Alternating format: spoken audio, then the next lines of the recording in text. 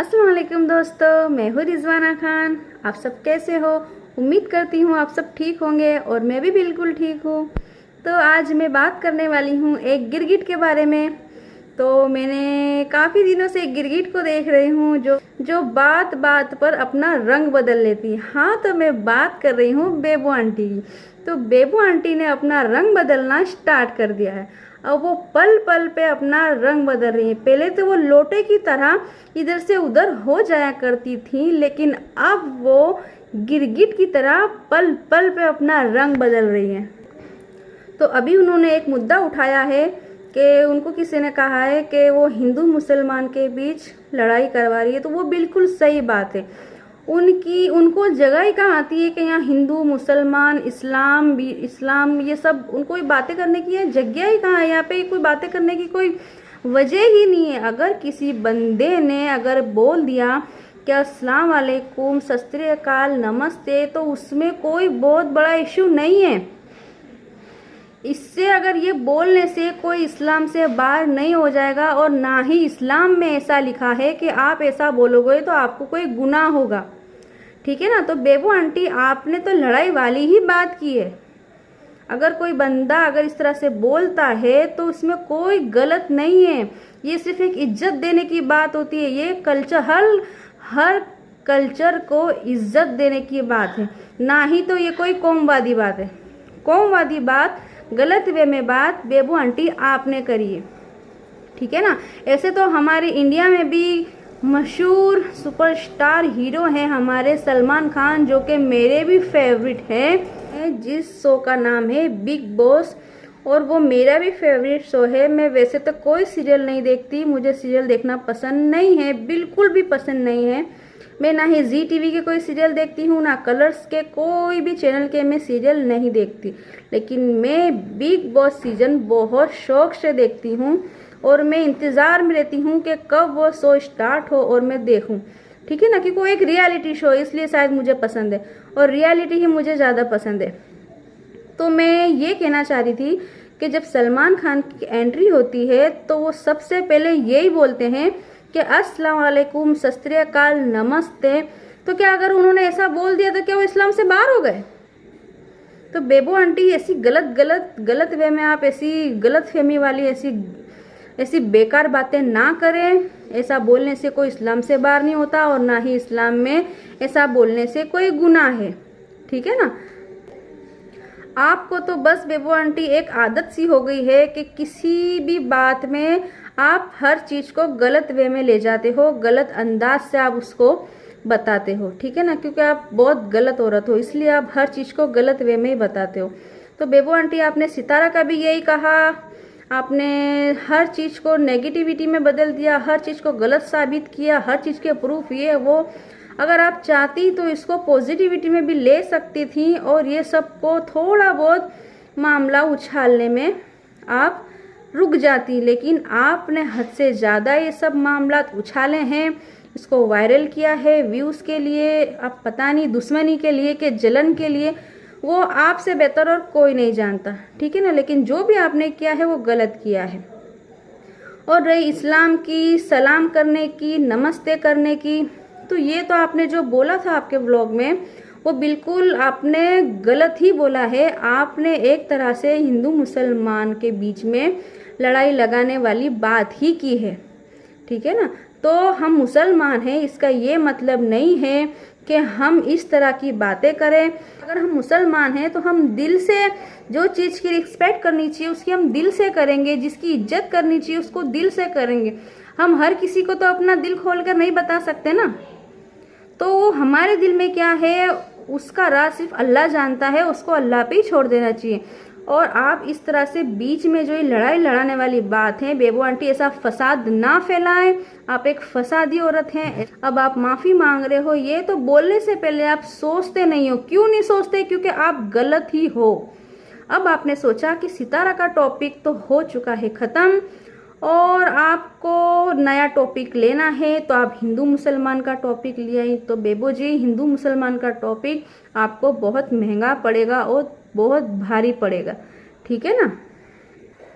और मैं थोड़ी सी बात करना चाहूँगी केस के बारे में जो वो हर अपने व्लॉग में बता रही हैं कि मुझ पे सितारा ने केस कर दिया, सलमा ने केस कर दिया, और वो केस के चक्कर में आप बोलते हो सुनी सुनाई बातों पे यकीन ना करें, लेकिन आपने भी तो वही काम किया है।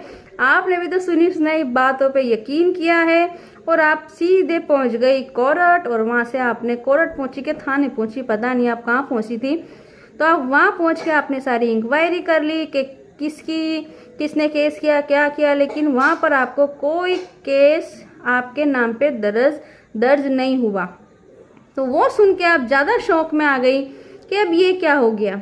तो बेबू आंटी कहीं ना कहीं आप डरपोक भी तो हैं, आप डरती हैं, तो डरना बुरी बात नहीं है। देखो मैं तो यही कहूँगी बेबू आंटी, डरना बुरी बात नहीं, इंसान डरता है, जैसे आप डरते हो वैसे हर किसी को डर लगा रहता होगा। अगर जो गलत करता है उसको तो डर होता ही है, जैसा आपने किया है। आपने सितारे के बारे में जो झूठी झूठी अफवाहें फैलाई हैं, जो गलत आपने बोला है, और आप कहीं ना कहीं डर गई हैं, ठीक है ना। तो सितारा ने तो अभी तक केस नहीं करा, और करा नहीं करा वो तो अल्लाह बेहतर जाने, वो करेंगी नहीं करेंगी वो उनकी मर्जी है, उनकी पर्सनल लाइफ है। तो उनको हम ये भी नहीं कहेंगे कि आप केस करो, उनको हम ये भी नहीं कहेंगे कि आपने केस क्यों करा, ठीक है।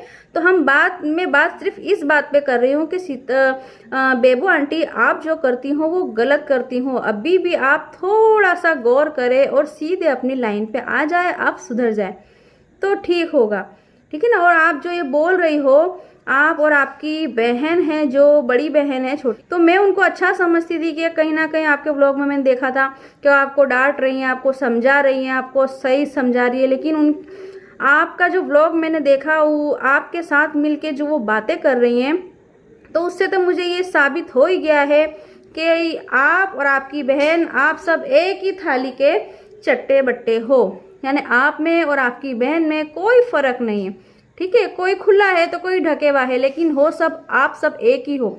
तो आप दोनों जो बंद बात में जो आप वो बोल रहे थे ना कि हमारा पुलिस कुछ नहीं बिगाड़ सकती, हमारे पे कोई केस दर्ज नहीं हो सकता, हमारे पे इतना बड़ा केस था वो हमने दर्ज नहीं होने दिया, तो ये तो इतना छोटा सा केस है, ये है वो है, जो इस बारे में बोल रही थी ना, उससे तो ये साबित हो ही चुका है। हमको पता है, आप बताओ मत, हमको पता है कि आप कौन हो, आपका खानदान क्या है, ठीक है ना। आप 2 नंबरी हो, आप गुंडे हो, आपका काम ही यही है।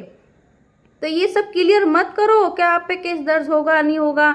हमको सब पता है कि आप कितने बड़े गुंडे हो, कितनी गुंडागर्दी आप करते हो, तो ये तो हम देख चुके हैं। लेकिन एक बात याद रखना, कानून किसी का भी नहीं होता, ठीक है ना। आप पैसा खिलाकर कितना खिलाओगे, पैसे के अलावा इज्जत भी कोई चीज़ होती है। बेबू आंटी आप अपने मुंह से अपनी तारीफ करोगे तो वो किसी काम की नहीं है, ठीक है, लेकिन आपकी इज्जत हमारी नज़रों में 2 कौड़ी की भी नहीं है।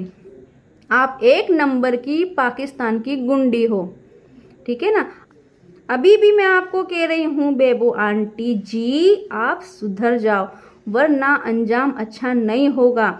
आप जहाँ हो वहीं अपनी सीमा तक रहो, अपनी गुंडागर्दी अपनी सीमा तक रहो, इंडिया तक पहुँचने की आपको कोई ज़रूरत नहीं है, ठीक है।